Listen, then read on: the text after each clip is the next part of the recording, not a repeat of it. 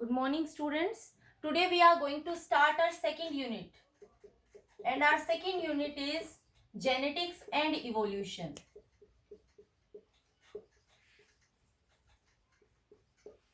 This unit is basically having three chapters. We are going to discuss its first chapter, and the first chapter is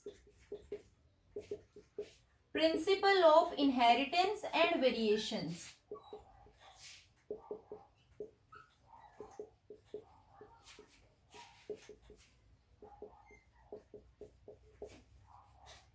Variations. We have to discuss about the inheritance pattern. We will talk about Mendel's work, and in a sequence we will deal with all these things. So initially starting with what is genetics, what is evolution, what are principle of inheritance, and what are variations. So starting with the genetics, what genetics means. See, if we talk about that life has originated on the surface of earth, it was around 3.6 billion years ago. And we know at that time, life must have originated in a simple form. Cells have originated in simple form. Now, if we compare the time period and the number of species, we are having million of species. And these million of species have originated from one single cell that was very simple, that were originated initially on the earth surface. And these species, which million of species we are having now, the species are different in all the terms. They are different in their genetic material, they are different in their morphological, anatomical features. Everything is because of inheritance. If I talk about one single species, say human beings, or you can say Homo sapiens. Homo sapiens. Then all the descendants of Homo sapiens, they are going to look like Homo sapiens.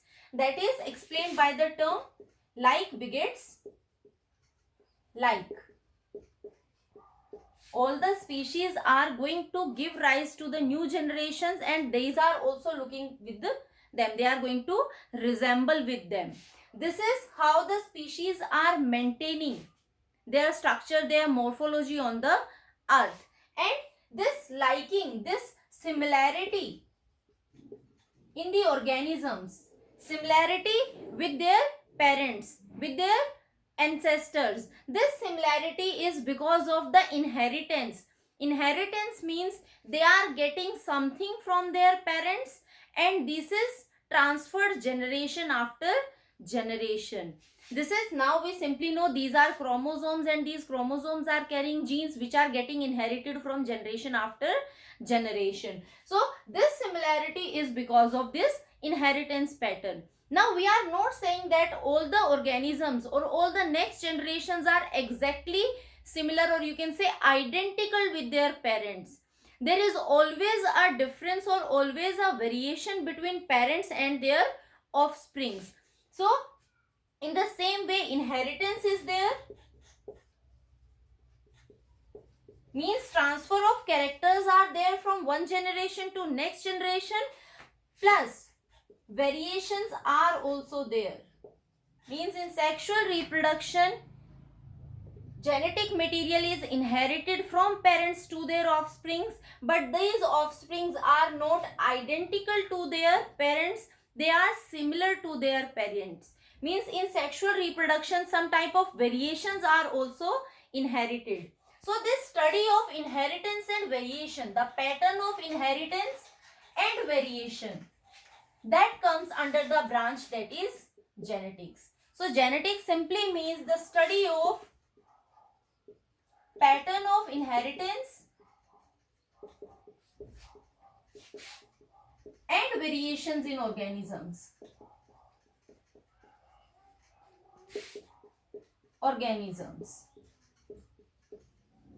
And this branch of science or biology is known as genetics. Another term is inheritance, or you can say heredity. Heredity simply means transfer of characters from one generation to next generation.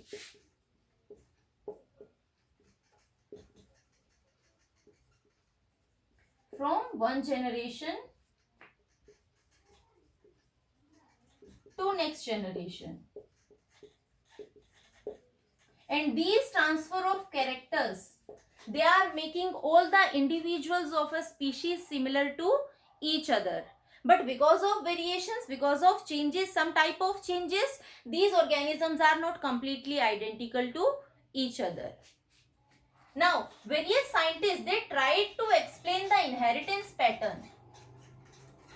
They gave various theories that how inheritance pattern is taking place, how transfer of characters are taking place from parents to the offsprings.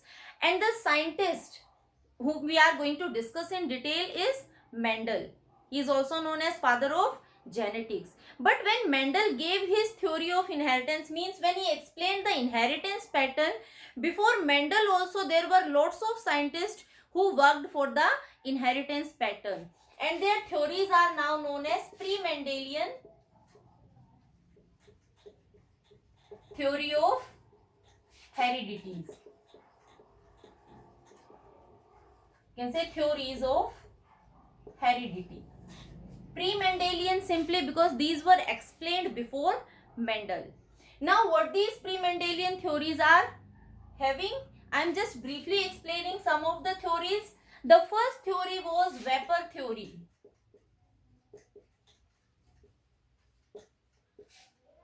This vapor theory was given by Pythagoras. What he said that the organism, the means the parents, each part of the parent is going to, organ is going to form vapors, and these vapors are giving rise to a new individual. So vapor are formed from each organ of the body, organs are going to form vapors, and these vapors are giving rise to a new individual. This was the explanation given by Pythagoras. Then another theory came, that was fluid theory. What this fluid theory said? This fluid theory said that male and female are producing a type of fluid. The male fluid is known as male semen and the female fluid is known as female semen. Now, this male semen is responsible for providing vitality to the new individual, and this female semen is providing appropriate environment for the development of the new individual. This was explained by fluid theory. The third theory that came into existence was performation theory. And this theory was given by Leeuwenhoek. And Leeuwenhoek was the first one to see human sperms. He was working on microscopes also. So with his simple microscope, he observed human sperms and he called them as animalcules.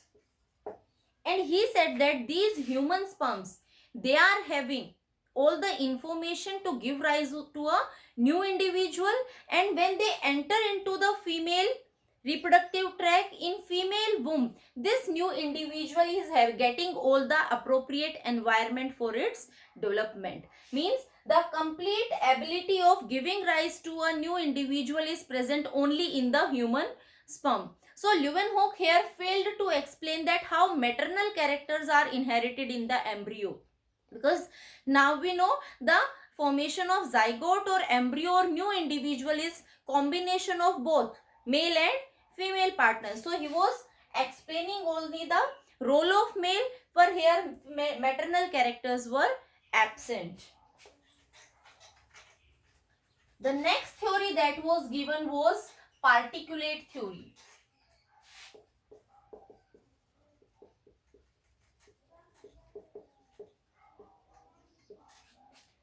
This particulate theory also said that small particles are going to be formed by the body, and these particles are fusing together to form the new organism. This was simply particulate theory.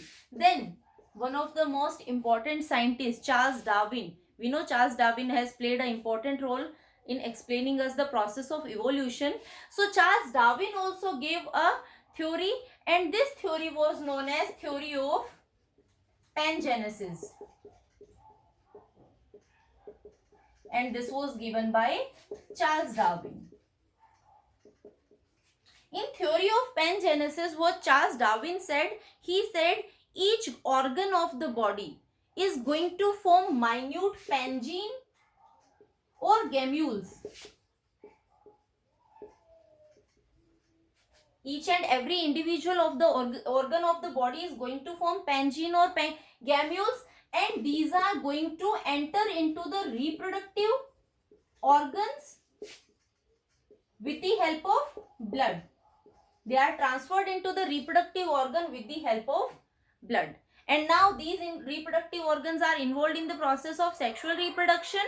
So these pangene or gamules are providing each and every information for the development of individual organs. And this is how a complete new organism is getting information of formation of each and every organ. But this theory of pangenesis was disapproved by a scientist named Weizmann. And what Weizmann said, he gave another theory, that was theory of germplasm. And he said that this germplasm is basically immortal, and this germplasm has transferred from one generation to next generation, and this is responsible for the inheritance pattern. These were all the theories that were given before Mendel. But we are finally accepting the work of Mendel. That's why we are calling him as father of genetics. So let's talk a bit about Mendel. Who was Mendel? Where he born? How it worked? So the full name of Mendel was Gregor Johann Mendel. Gregor Johann Mendel was born in 1822 and he died in 1884.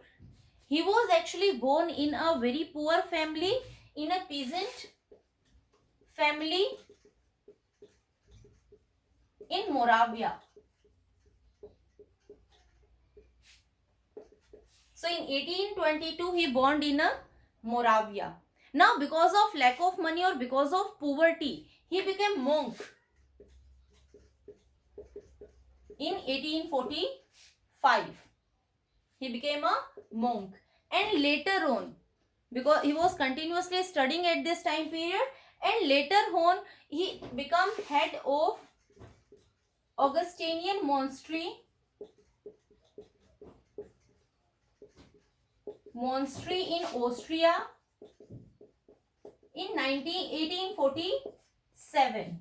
He was working in Augustinian monastery in 1847. Now in 1851 he went to University of Vienna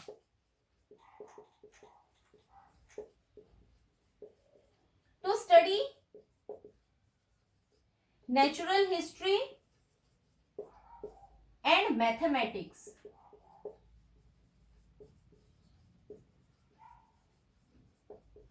So Gregor Johann Mendel actually was not a biologist, he was a mathematician. He was having a degree in mathematics.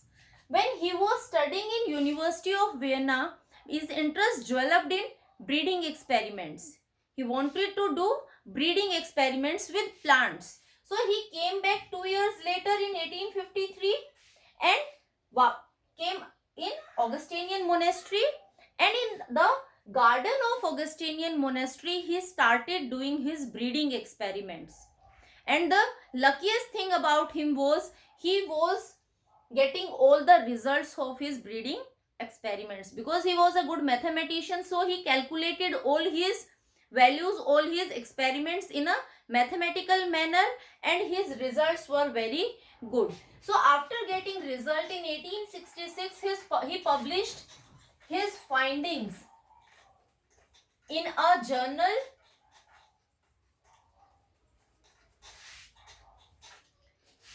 But after publishing his findings in a journal, the name of the journal was Annual Proceedings of Natural History Society,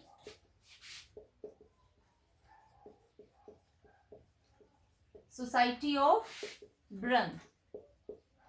So this was the name of the journal in which he published all the data of his breeding experiments.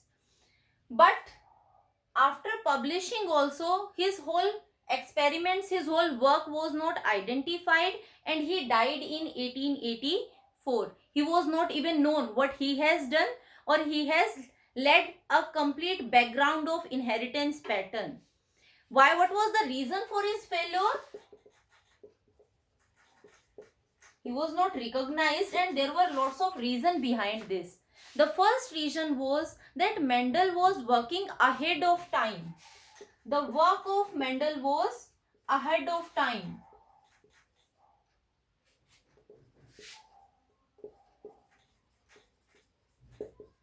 At that time, people were not knowing about anything about DNA, genes, chromosomes. So lots of discoveries were not there at that time.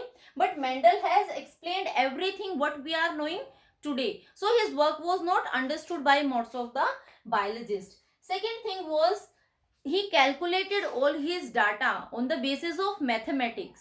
So the biologists were not able to understand his calculations and his strategies. This was the second reason for his failure. Now third reason was the journal in which he published his results, his data. That journal was having a limited circulation. Only some people were able to see that journal. Because he was not published, he did not publish his data in a very good journal, in an international journal. That's why also he failed the recognition. In 1900, after the death of Mendel, after almost 16 years, three scientists came. They were working in 1900. They were working individually in different labs, and they rediscovered the findings of Mendel. These three scientists were Hugo de Vries, Carl Correns, and Shermack. They were working in different labs, different places, but the findings, the conclusion, the data was exactly like the data of Mendel. Then they find out that the work that they have done, that was done by Mendel years back, and this is how they republished the data of Mendel. And after this, people recognize the work of Mendel, and now we are knowing Mendel as father of genetics. So what Mendel did? Let's talk about the work of Mendel. Mendel, all the breeding experiments of Mendel were on a plant named garden pea. This is the edible pea, and the scientific name is Pisum sativum. So for all the breeding experiments, Mendel chose garden pea. Now there were reasons behind why Mendel chose garden pea. The reasons were, the first reason was that garden pea or Pisum sativum shows contrasting characters.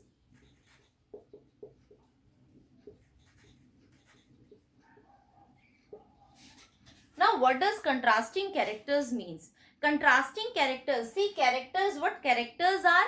Characters are the features that are present in an individual. So we are going to use this word again and again.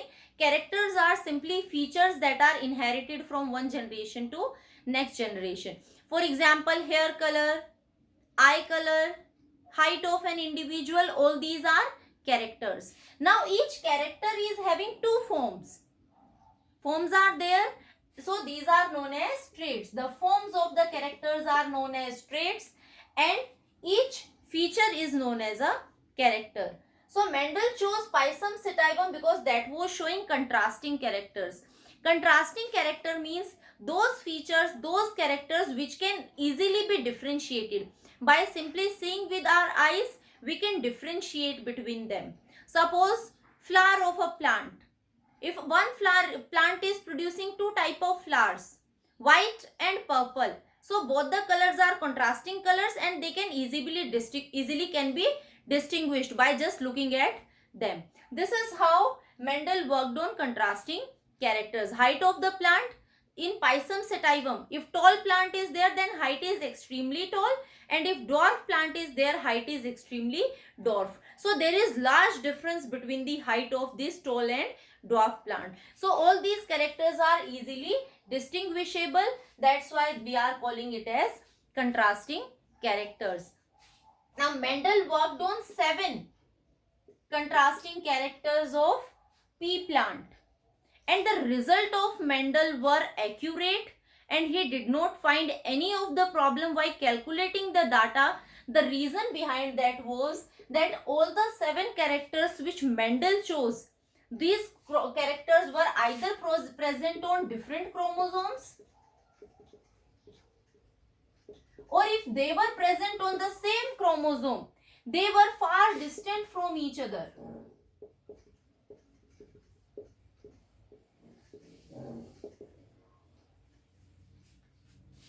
What would happen if these genes or these characters were present nearby to each other or on the same chromosome? Then there will be a phenomena that is known as linkage. We will discuss linkage in this chapter also. So Mendel did not go through this process.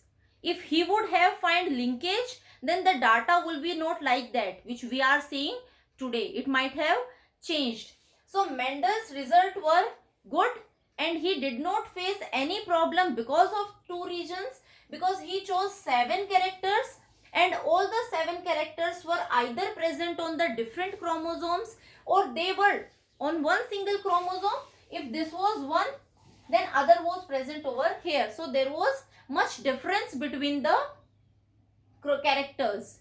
If these characters would have near to each other, this is one and this is the second character, he might have found a process of linkage. Now what different 7 characters were there on which Mendel worked? The 7, I am talking about all the 7 characters, and in these characters which were the dominant forms and which were the recessive forms. So these are the characters on which Mendel worked. Their dominant form and their recessive form. The first character was height of the plant. All these characters are of Pisum sativum. So Mendel considered one character, that was height of the plant, and the dominant one was tall height of the plant, and the recessive trait was dwarf height of the plant. So this is a character, and these are 2 traits of this character. So I talked earlier also, this is the feature that is inheritable, and because this feature is having 2 types, so these types are known as traits. The second one was form of the seed.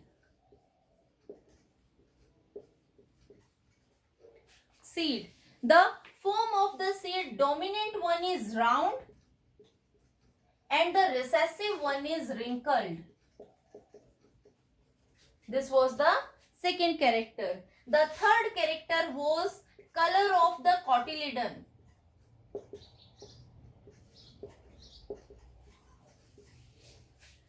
Two color of the cotyledons were, yellow was dominant and green was recessive.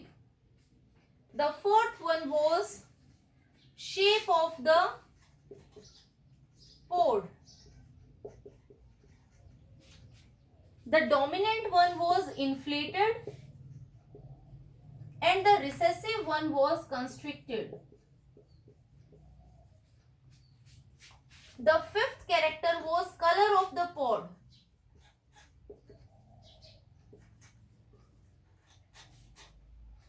Color of the pod, green was dominant and yellow was recessive. Don't get confused between the color of the cotyledon and color of the pod, because both are yellow and green, but dominance recessive relationship is different. These were 5 characters. The last 2 were, the 6th one was color of flower. So colored flowers, they were mostly purple in color, is the dominant character, and the white flowers are recessive character. And last 7th one was position of flower.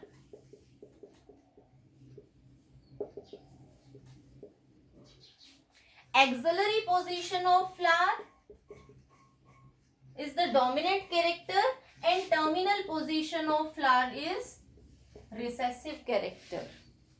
So these were the 7 characters that was included in the Mendel's calculation. He did experiment on these 7 characters. Now if you see the 7 characters, you will find that either they are dominant or they are recessive. There is no intermediate form, means either the flower colors are purple or they are white in color. No intermediate form is there. That's why Mendel chose pea plant. Now the second reason behind, this was the first reason, that is contrasting characters, and Mendel studied all these 7 contrasting characters. These were contrasting because no intermediate form was present. Now the second characteristic of pea plant are, the pea plants are having bisexual flowers. Means they are having both male and female reproductive parts, or they are having male reproductive plant part of the flower and female reproductive part of the plant, and that it is helping in self-pollination. What self-pollination is leading to? Self-pollination is leading to purity. Reason? Because no extra or no pollen grain that is coming from outside is getting involved in the process of fertilization. The flower having male reproductive part, stamen as well as ovary, fertilization is going to take place between these two. So variations are least and purity of genes or purity of gametes are maintained. So self-pollination was very easy in these Pisum sativum. The third one was, self-pollination was there naturally, but Mendel also go for artificial cross-pollination.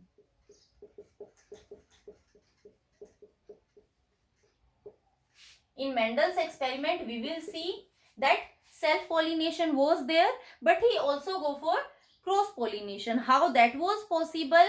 Mendel used some of the techniques for cross-pollination. What he did, from the flower, he mechanically removed the stamen. Before maturation of stamen,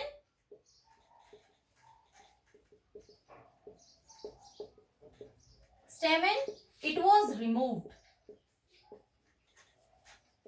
If from a bisexual flower stamen will be removed, that means that only female reproductive part has left and the male reproductive part has removed. So that will be a bisexual flower is converted into a female flower. This is how Mendel worked for cross-pollination, and this process of removal of stamen is known as emasculation. So Mendel used a technique for cross-pollination, and that technique is emasculation. Emasculation simply means before maturation of the male reproductive part, they are removed from the flower and only the female reproductive part are left behind. Now these flowers which have emasculated, these flowers are covered with a plastic sheet or a plastic bag, and that is known as bagging. Bagging is done just to prevent unwanted pollination. So it is done for the prevention of unwanted pollination. So a controlled cross pollination was there. How? With the help of bagging. Mendel removed the stamen, covered the flower, and whenever cross-pollination was done, he removed the plastic cover, he sprinkled the pollen grains of the desired characters. This is how he did controlled cross-pollination. Now, the fourth thing was the lifespan. Pisum sativum is an annual plant, so lifespan was short. Annually, he was able to produce 2 or 3 generations. That was easy for Mendel to work with. The fifth one was there are lots of seeds produced. Lots of seeds were produced in each generation. That means he was having lots of material to go through his calculations. And the sixth thing was that Pisum sativum was easy to handle. Not much care was required for the handling. Easy to harvest, easy to store, easy to grow. So there were lots of characteristics that were associated with Pisum sativum. Because of all these characteristics, Mendel chose Pisum sativum. Another reason was, one more reason you need to understand, that is, it was easy with Pisum sativum to form pure line selections. Or you can say pure line selections can be easily done with Pisum sativum. Pure line selections or pure line plants. What it means? Because of continuous self-pollination, the purity of gametes is maintained, and when we are growing these plants, each time the plant is going to grow into its parental type plant. For example, suppose I am taking a plant with tall height like this. Another plant is also taken and that is also of tall height. If I am crossing these plants, I'll get a plant with tall height, I'll get the seeds, I'll grow it, and the next generation that is coming will also be tall plant. When this plant again undergo self-pollination, this is self-pollination, again I am going for self-pollination, again the plants will be tall plants, and whenever I am going it through generation after generation, I am going to get only one single type of plant, and that will be the tall plant. So this is a pure line plant which is always going to produce the same plant as that was the parental type. So the pure line selection was very easy with the Pisum sativum. These were the characteristics that Mendel chose for the selection of Pisum sativum. Now let's talk about Mendel's experimental techniques, that how he performed his breeding experiments, what different techniques he used.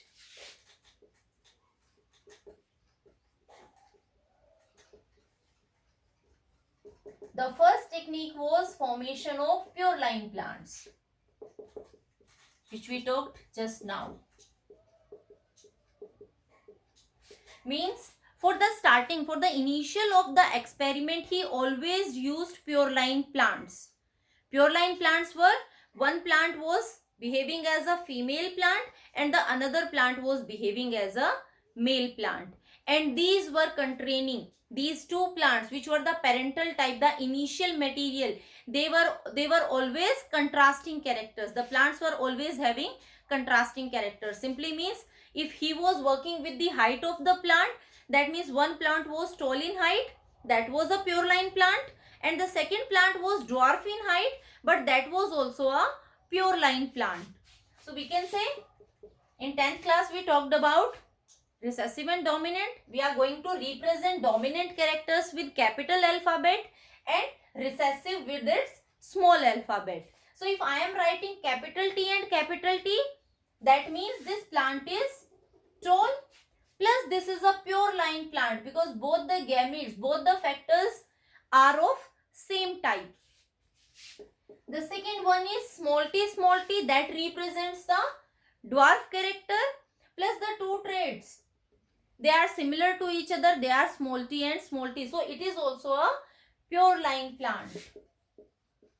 So these were the starting material of Mendel's hybridization, or you can say breeding experiments. What was his initial step?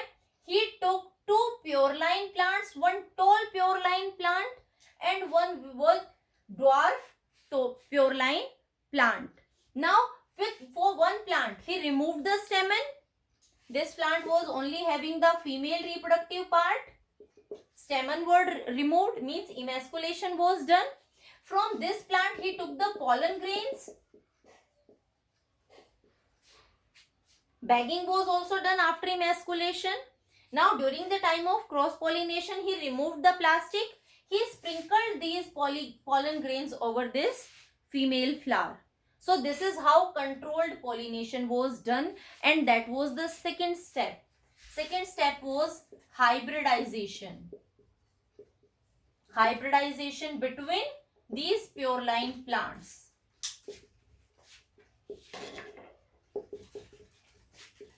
So initially these pure line plants were selected.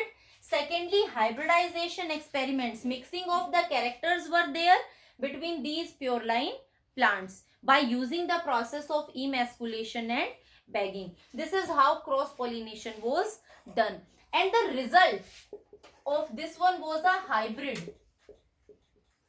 The result which Mendel got from this cross was a hybrid. Hybrid because that was containing the characteristics of two different plants. Pollen grains were coming from this dwarf plant, and ovary, or you can say ovule, was present in this tall plant. So that was a hybrid, and he called this hybrid as F1 generation, or the complete name was first filial generation, that was given by Bateson.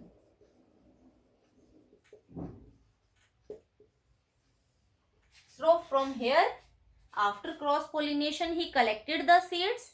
He sowed the seeds in the garden, and the plants which were obtained from that seeds were the F1 generation or first filial generation, and that was hybrid because that was containing characteristics of two different plants. Now what third thing he did? Third thing was self-pollination between F1 generation.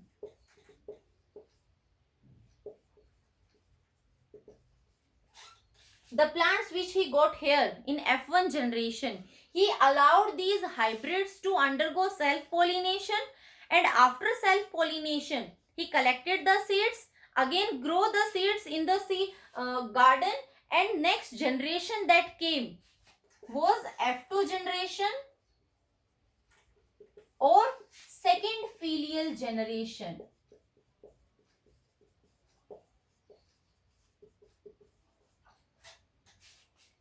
When this F2 generation was allowed to undergo again self-pollination, now he again collected the seeds, and now the generation will be third filial generation, or you can say F3 generation. This is how Mendel done his work. This was the strategy behind his work.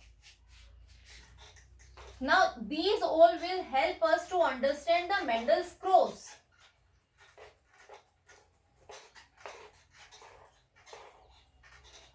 Mendel performed different type of crosses.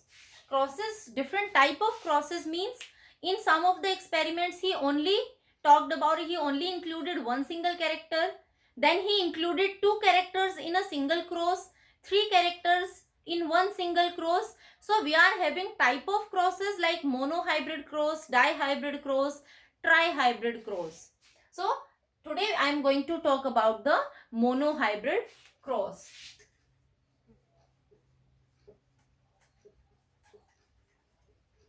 This is monohybrid cross of Mendel, and this monohybrid cross simply means that in this cross Mendel included only one single character.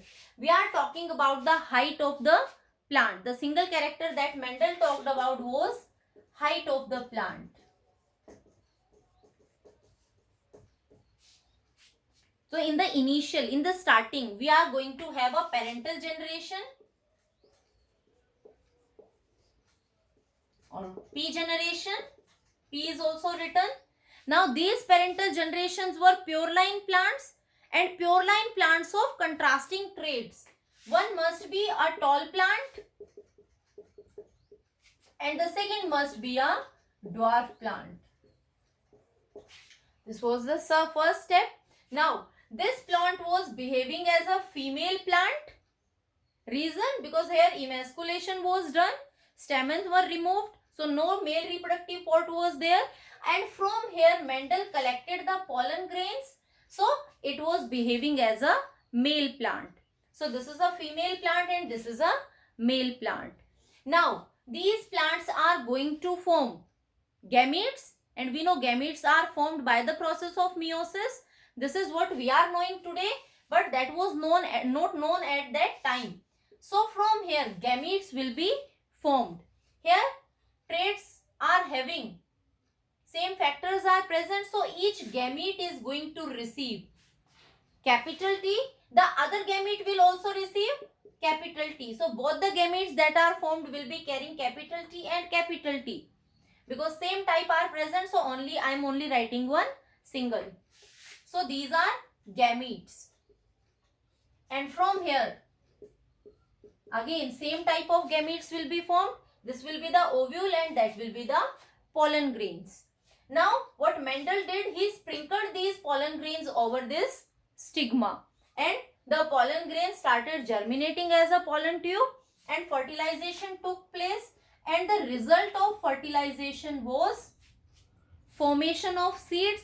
And Mendel, when grow these seeds, he find that all the plants are of tall height, and the generation that produced from here is F1 generation or first filial generation. So when Mendel saw all the seeds in the field, he find that all the plants which were grown, they were having tall height. The dwarf height plants were not there. Now he go for the second step, and second step was, this was cross pollination. Second step was, now he did self pollination between the F1 generation. So what is the result of self pollination? Now these are the parents. This was the P1 and these are P2. Parents for the second step. Here also the gametes will be formed. Now there is difference between gametes of this generation and gametes of this generation. Now two type of gametes are going to be formed. Half of the gametes are going to carry capital T from here, and half of the gametes are going to carry small t. Exactly same situation is happening over here. Half of the gametes are having capital T and the other half of the gametes are having small t. This is how the gametes are going to form in the next generation. Now what will happen? When cross is done between these, the cross can simply be done like this way. This is going to fertilize with this, or this can also fertilize with this. These are one possibilities from here. Capital T and capital T is going to form, and from here capital T and small t. Another can be this one, that is capital T and small t, and small t and small t. This is how cross can be done. Or we are having one another method. We can represent these crosses of F2 generation in form of a square. This was given by Batson and Punnett specially. So we called it as Punnett square. How Punnett square is made? We have to make a box, and in this box we have to represent the gametes.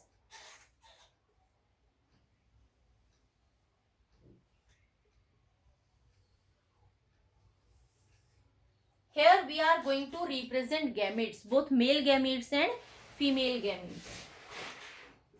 One side male gamete and the other side female gametes. Suppose I am representing the female gametes. These were the gametes which were formed, and male gametes were also same. So over here gametes are written, and we are going to combine these gametes one by one. Here capital T, capital T, capital T, small t, capital T, small t, and small t and small t. So this generation that is coming is F2 generation. This is F2 generation. And if we see the type of plants in F2 generation, in F1 generation Mendel only found one single type of plant, that was tall plant only. But in F2 generation he found two type of plants. Tall plant, this was tall, this was also tall, and out of these four plants this was dwarf plant. So two type of plants were present in F2 generation, tall as well as dwarf. If we see the ratio, the phenotypic ratio,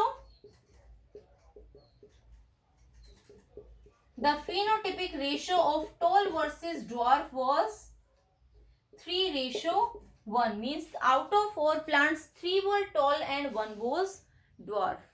If you see the genotype, that can be represented as genotypic ratio. Genotypic ratio is, see what is genotype? Genotype means the type of unit factors present over here. If we call the conditions, if we are finding somewhere capital T, capital D, this is a homozygous dominant condition. Homozygous means both the alleles are same. That's why homozygous. And dominant because dominant character is expressing. We will talk about law of dominance a bit later. Here capital T and small t is present. Two type of alleles are present, means hetero. Two different type of alleles are present.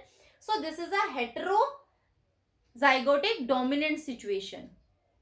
Again heterozygote dominant, this is also a heterozygote and this is homo. But this is not dominant, this is recessive because both are small t.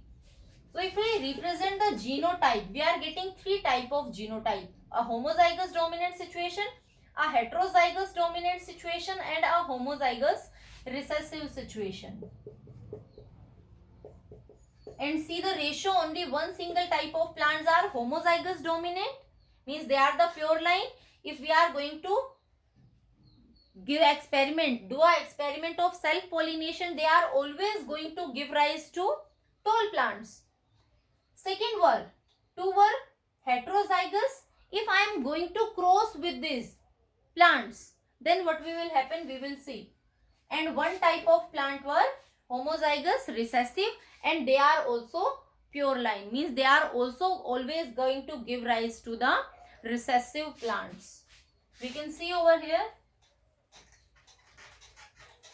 And Mendel gave some of the very important findings from these experiments. See, if we take a homozygous dominant plant and cross them, from these crossings we are always going to get same type of gametes and the plants will again be tall.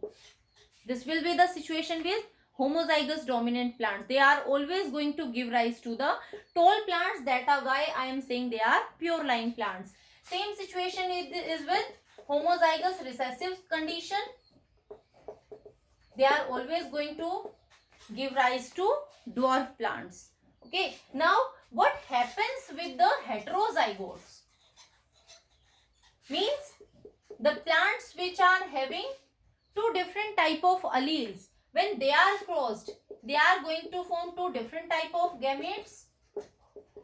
And if crossing is done, then again they are going to produce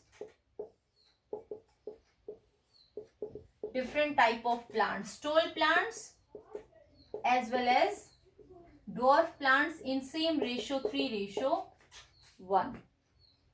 So this is how Mendel performed his first monohybrid cross. That was the most simple one, that included only one single character. Now from this monohybrid cross, Mendel gave some important findings. What he said, that he simply said that the characters, they are controlled by, the features are controlled by something, and that something is transferred from one generation to next generation. That is carrying the information from parents to their offsprings. And that something he named as factors. So factors are present in organisms, and these factors are controlling the characters, and they are inherited from one generation to next generation. Now another thing he is talked about, that these factors are present in pairs. For each character, pair of factors are present which are going to separate themselves at the time of gamete formation. During the time of gamete formation, these pair of factors are going to separate from themselves, and from each parent only one single factor is inherited, transmitted, and that is also a random process. Any of the factor can be inherited randomly. Means if these are the parents, then this pair is going to separate during gamete formation. Like this way, one gamete is only going to receive one of them. Same situation is happening over here. One of them is only received, and randomly any one of is going to inherit into the, maybe this one and this one from here, or it may be this one and this one also. So we are drawing all the possible combinations, and these combination, these are random chances that which parties, which gamete is going to come and inherit and form the zygote. This is random. So from here he formed a law, that is law of unit factors or pair of factors. So factors are present in pair. The another law which he concluded from here was, these are not universal law. We will talk about the universally accepted laws later on. That was law of dominance. And law of dominance was formulated after seeing the first hybrid generation, F1 generation. So in F1 generation, what happened? That both the alleles were present, but from these only one single one was expressing. That means only tall character was expressing, and dwarf, allele for dwarf character was present over here, but that was not expressed. So Mendel said that two unit factors are present, and out of these two, if they are different from each other, then one is going to express itself, and that is called as a dominant factor, because it is going to express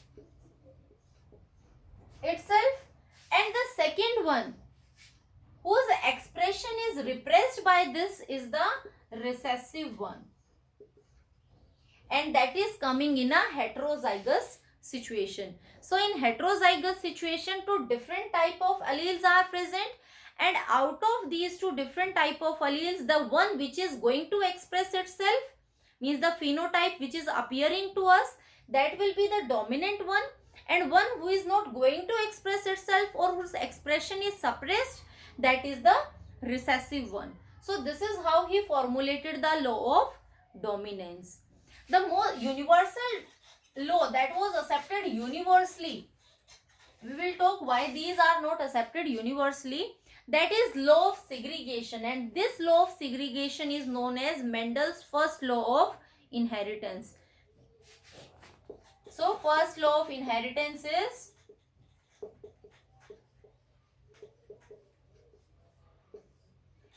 law of segregation,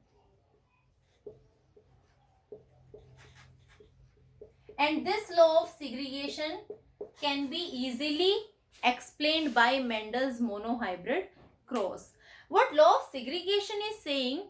It is saying that during the time of gamete formation, the pair of factors are going to separate from each other, and they are individually inherited into the gametes, and later on these gametes will randomly fuse.